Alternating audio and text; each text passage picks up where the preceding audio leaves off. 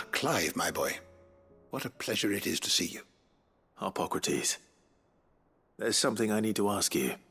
I've been charged with locating a book called From a Distance. Then you seek a rare gem indeed. One whose name I had not thought to hear from your lips. You've been talking to Vivian.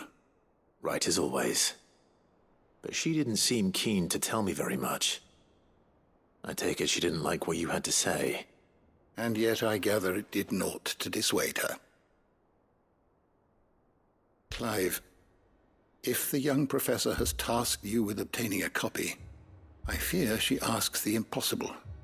The executors would not allow it. The executors? Coveters of Secrets, a clandestine organization committed to the collection and intenebration of forbidden texts and technologies. One such text being the tome Vivian seeks, chronicling as it does the true history of the enslavement of bearers, a tale which could overturn the established order were it ever to become widely known. Or, so rumor has it. I've never actually read the thing, or even set eyes on it for that matter. How is it that I haven't heard of this organization? Why, secrecy is the executor's watchword. They lurk in the shadows, emerging only to seize that which must be seized, be it books, inventions, or people, before disappearing again, leaving nary a trace.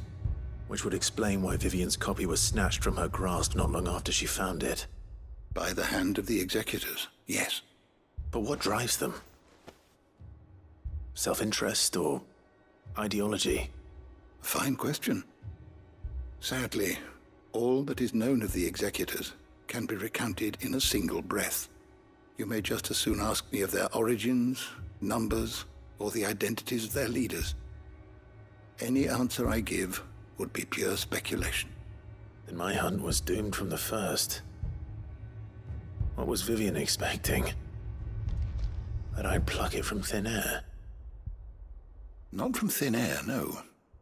From ash.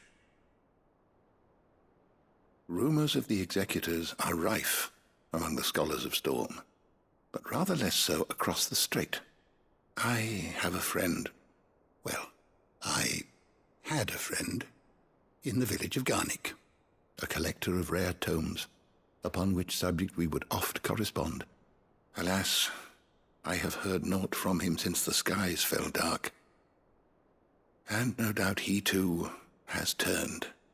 But, though he did not mention it by name, it is possible that a surviving copy of From a Distance yet rests upon one of his many shelves, quietly awaiting discovery.